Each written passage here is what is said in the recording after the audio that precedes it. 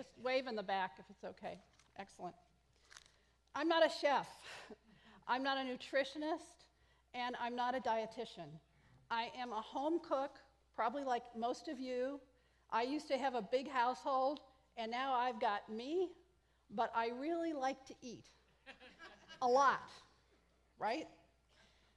My column for Chef Solo started because my son gave me a cookbook one Christmas called Cooking for One. And I opened it up, and I thought it was maybe one of the most dismal things I'd ever seen.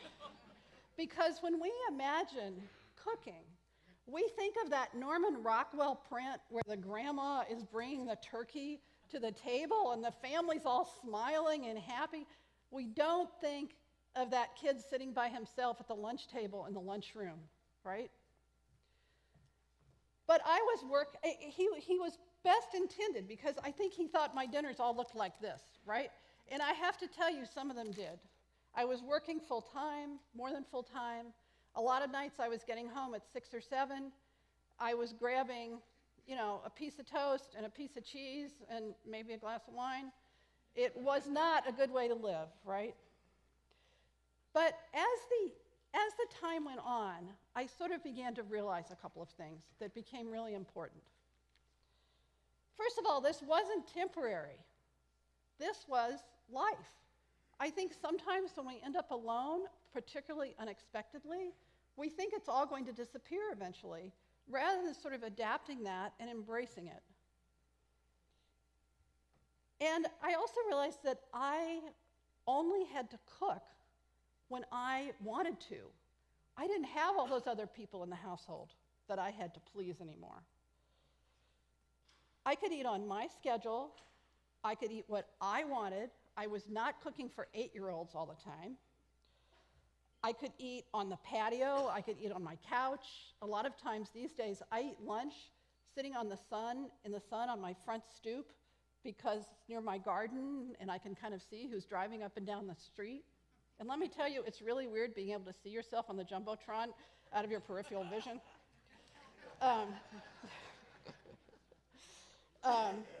But most importantly, I only had to cook when I had the time to do it and when I could kind of plan ahead. And that was sort of a life-changing revelation. So I learned to embrace it. But you really have to follow this very, very important commandment. You and your health and your happiness are worth the trouble. You really have to believe that.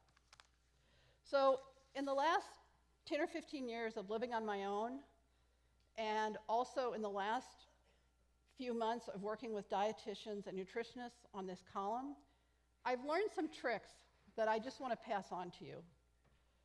Because one of the things that made me craziest is this problem. Okay, how many of you right now have a half-eaten box of lettuce in the back of your refrigerator, right? This makes me crazy, both from an environmental standpoint and from a nutrition standpoint. You buy it with the best intentions, right? And then 5 days later, it's staring at you from the back of the fridge like a lost puppy. And you're just thinking, oh my God, I can't even look at it anymore. We're going to solve that later, all right? But I really didn't want that to be happening anymore. So here's some rules. If you go to the trouble of cooking, never cook just one meal. Anything you are going to cook can pretty much be expanded into 2 or 3 meals. If you're going to cook chicken breasts, put 2 or 3 on the grill, not just one. If you're going to make macaroni and cheese, make enough to freeze into some small casseroles. Fall in love with leftovers. Leftovers are not a bad thing.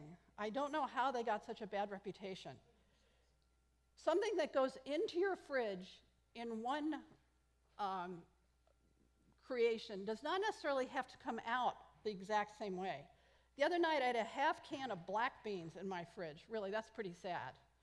So I took them, I dumped them in a pot, I threw in a little vegetable broth, I cooked it for a while, got them a little softer, put in some onion, maybe a little bit of green pepper. I threw in some Mexican spices, like a little cumin, a little chili powder. I pureed it, and I had black bean soup. Put on some scallions on the top, a few chopped tomatoes, a little bit of avocado, some cheese, sour cream, yogurt if you're health conscious. It was a pretty good meal, really, and it wasn't a half can of beans. Love your freezer. Your freezer, clean it out. Get all that stuff out of there, like the frozen waffles the kids left the last time they were there. Nobody's going to eat those. Create space in your freezer where you can put the food that you like to eat. Which brings us to the next appliance in your kitchen, your microwave. Who here has a microwave? Who here uses it for something except express 1-minute cook? Exactly. Somewhere in your house is your microwave, are your microwave instructions. And in those microwave instructions are ways to use your microwave subtly. Microwaves are actually a great way to cook fish. You can cook it hot and instantly, and it leaves the inside pretty tender. It's also, you can brown garlic in the microwave. You can do all kinds of things. But you have to learn to use it besides just heating up a cup of coffee. And if you're going to defrost all that good stuff that's in your freezer, you want to learn to do it so that the lasagna is defrosted all the way through without the burnt edge around the end and the cold in the middle. You need to eat dinner for breakfast, or breakfast for dinner, or lunch for breakfast, or whatever pleases you, because you are who you're pleasing. You don't have to answer anybody else, right? My favorite meal of the day is lunch. First of all, it's the time I'm the hungriest. I'm less likely to be tired. Even when I was working, I would pack a really good lunch or make sure if I was going out that was the really best meal of the day. Because by the time I got home at 6 or 7 or 8 or 9 o'clock at night some nights, I didn't want to be cooking. I sure as heck didn't want to be cleaning up, right? So think about rearranging how you eat. And it's also better for you, and I think Dr. Sid would agree to this, to be eating more earlier in the day than to be eating a big heavy meal at night. Develop some go-tos that you can cook easily that are a good alternative to takeout or to stopping at the convenience store for something quick on the way home. One of my favorites is, let's say you have a half-eaten box of greens in your fridge. Put it in a saute pan with a little olive oil and some garlic. Saute them till they get a little bit soft. Make a nest, crack a couple of eggs into it, maybe sprinkle a little water on top of it, put the lid on, let the eggs poach, put that on some toast, maybe sprinkle some Parmesan cheese on top. You've got a meal that does not take longer than 7 minutes to cook, is nutritious, it gets some vegetables into you and some protein. And I stole that from Mark Bitton, so I feel like I have to give him credit. I happen to prefer the glass storage containers. I like the one-person size ones. You can get, the bad news is the plastic lids deteriorate. Good trick, you can order new ones on Amazon. And the glass containers last longer. Dust off your slow cooker. How many of you have a crock pot or a slow cooker? How many of you ever use it for just yourself? It's actually a great tool if you are the only person in the household because you don't have to watch it. And if you don't have somebody else home cooking dinner for you, like me, your crock pot will do it for you. It's also a great way to make soups and stews that you can freeze, so you always have something in the freezer. Even on those nights where you do stop for takeout, at least know that you're making a choice. You've got something home in the freezer that you could eat if you want to. I also use my gas grill a lot. If you have a gas grill and don't know how to use it yourself, get out the instruction book. You can do vegetables. If you have a plant-based diet, there's no reason why you can't do vegetables, and you do not have to cook them to the point where they're ridiculously charred. And get yourself a food processor or a pureer if that's the kind of soup you like. I happen to like soups like that. I make a really good cauliflower potato one. I have another pumpkin one that I think you have the recipe for. You can use a food processor like this. You can use what we call a boat motor, which is a handheld blender. Some of you probably still have your blender. A blender works fine. There's no reason to have to go out and buy an expensive food processor. Sometimes it's better to splurge on convenience than to not eat. So one of my go-tos, for $2.89, I can get a package of frozen rice at Trader Joe's. It's got 3 to 6 servings of rice in it. I can go home, I can put a bag of rice in the microwave.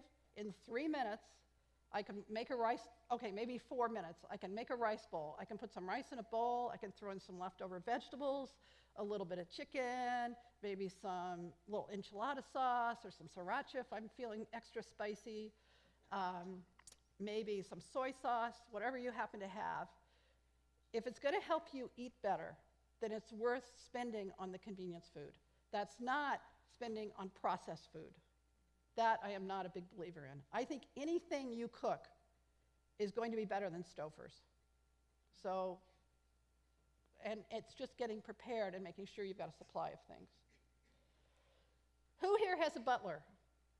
Ha, me either.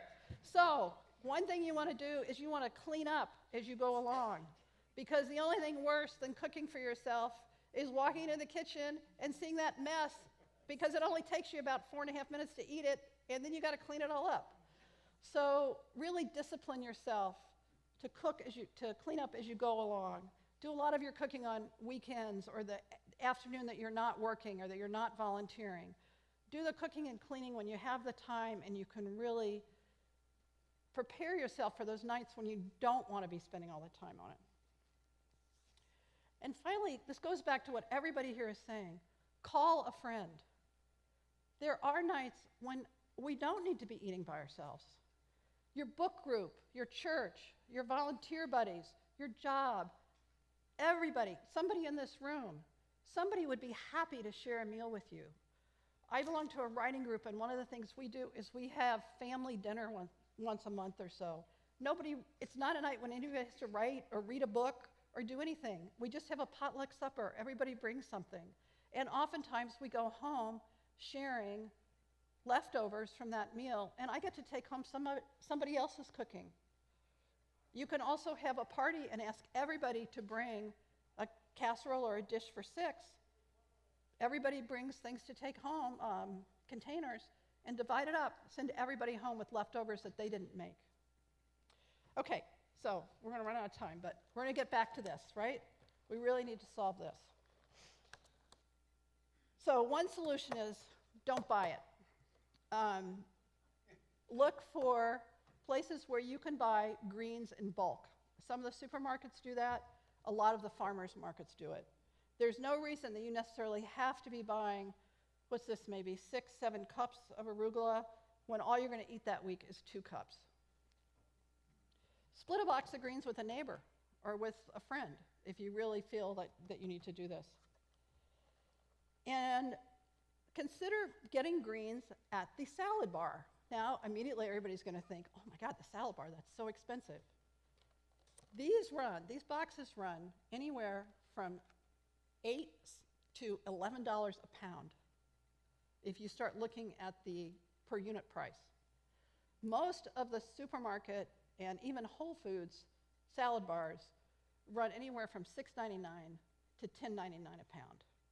So some nights it's really more efficient to just go to the Whole Foods salad bar or go to the Stop and Shop salad bar, make yourself some salad, don't put the dressing on it, but make yourself 2 or 3 portions of salad and take it home. And sometimes there's lots of good cooked vegetables. There's all kinds of good stuff there. And that may be cheaper than buying this, and it's certainly cheaper than throwing out half of it. You can grow your own, a pot of greens on your patio, a little sunny spot. It's one of my favorite things to do. It makes me feel very agrarian, you know. And I don't really buy lettuce very often. I find lettuce, there's kind of a one-trick pony. You can put it in a salad, and that's sort of all you can do with it. Whereas kale, arugula, spinach, you can do all kinds of stuff with it. So when you get tired of eating it fresh, you can cook it. When you buy the greens, take them home, wash them, spin them dry in your spinner, put them in a tight bag, and put them in your fridge. So that when you do want a salad, you don't have to do all that shenanigans. You want to be able to just go into the fridge, grab some greens, and do whatever you want to with them. You don't want to have to be messing with them. Okay, so what are we going to do with this? All right, this is one of my favorites. It's going to take me, I don't know, maybe 2 minutes, maybe not even that. Food processor, make sure it's on, and it's not, because the top's not on. So that's good. You're going to feel better. We're not going to cut anybody's fingers off. Let's just make sure. Okay, it's working. All right. Take the greens.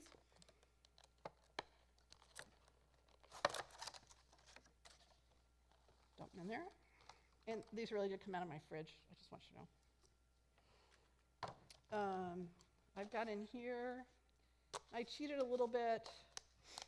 I put some walnuts in here, and I put salt in here just so I wouldn't have to do it. I just put a little bit of salt because I'm not really supposed to have a lot of salt, but sometimes I cheat, just put a little bit in. A couple of cloves of garlic. This is about maybe a half cup of walnuts. You could use pine nuts if you really want to splurge, or whatever floats your boat. Sometimes people put cheese in this. I happen, with the arugula, I happen to like it without the cheese. Take this off. Okay, I'll give that a little.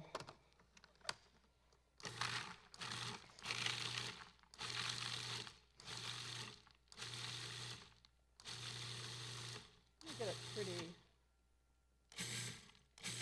Okay, we're just going to put some olive oil in it until it gets to about, I don't know, peanut butter consistency.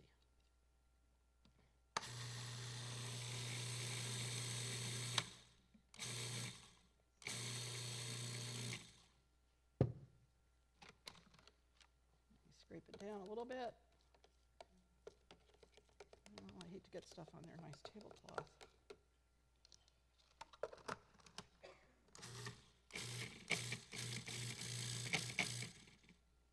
Good. Okay, you've got pesto.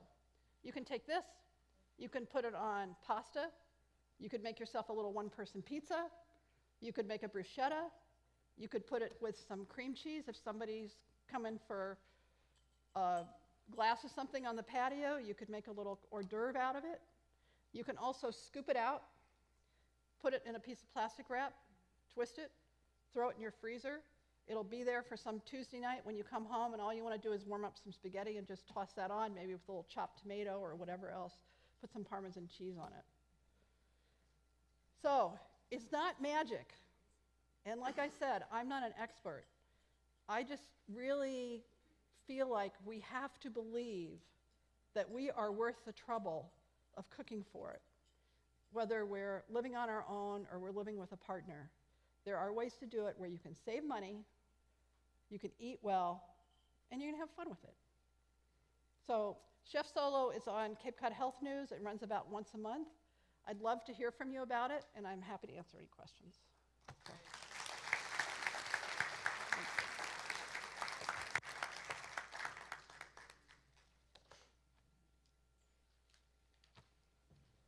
I have a question. Sure. You could do that in a blender, just a regular Absolutely. blender. Yes, you could do it in a blender. You could do it With other greens. with oh yeah, I've never tried it with kale, but I know people who have done it with kale. That was arugula, not basil. That was arugula. That was not basil. Yeah. You could do it with spinach. Yeah. Yeah. And you can adjust the garlic. You can do whatever. So, yeah. Yeah. Here's our samples. I thought of that, and I thought, I don't have any crackers, right? But I have that. I'll give it to you.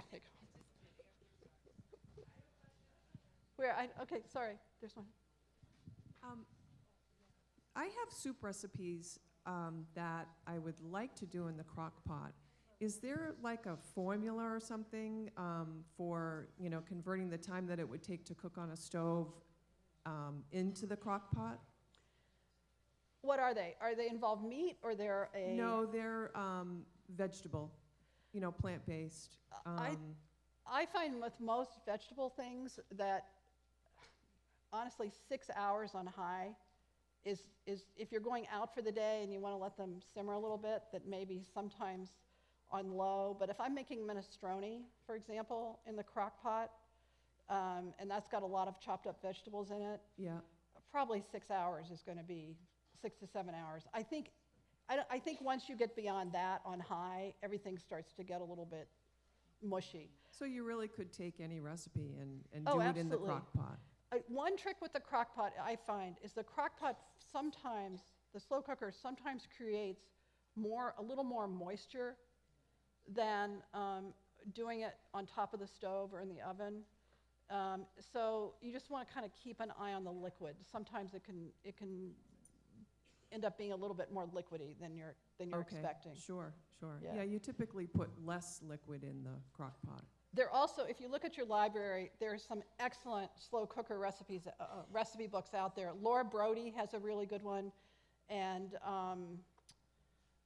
the people who do America's Test Kitchen also do a really good slow cooker book. The Laura Brody, if you don't know her, she does really good recipes. They're not complicated.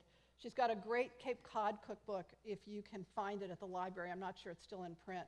I use her slow cooker recipes a lot, and they're really good, I think. Okay, great. Yeah. Thank you. We do a lot of wonderful cooking. Great cook. That was good. Vegetables. We spend a lot of time cooking them by boiling or over the gas stove. But Like it takes a long roasting time. or? Just in hot water, right? Right, just in hot water or just by themselves Oh, right. and on this gas stove. But it takes a long time. And so when you started talking about using the microwave, which we have, for cooking like peas or green beans or squash, that can be also done in the... Yes. Yes, I actually do. I do vegetables in the microwave. It's a little tricky, and I would get a microwave cookbook from the library before you try it, and just make sure that you know, for example, how to use your microwave on different cook levels is helpful. But sometimes if I'm cooking broccoli, I just take a plastic dish, I put a little bit of water in the bottom, I put the broccoli on, I put the broccoli in it, maybe cover it with loosely with a little bit of plastic wrap, make sure it's vented a little bit, because otherwise the plastic wrap's just going to blow off, and put it in the microwave and cook it in the microwave. You just have to you have to kind of play with it a little bit. Microwaves have different power, so it takes a while to learn that before you're going to overcook it. You want to make sure you're not doing that. I also roast a lot of vegetables. Any root vegetable, I don't boil them. I put them in the oven, 400 degrees, tossed in a little olive oil. Yeah. One of my favorite splurges is Whole Foods. This is a little bit of a splurge, but it saves you all the chopping. They sell a packet of chopped up, I think it's sweet potato, carrot, and parsnips, maybe. I'll buy a box of those. It's maybe a pound or two. I'll roast them. I'll keep them in the fridge for a week, and then they're great for rice bowls or to throw on salad or to eat by themselves. Well, The thing to remember is there are no rules. You're cooking for you, so. And it's still okay. If you want to go home some night and have cereal for dinner, that's fine too. That's the thing to remember. thank you so much, Chef Charlotte.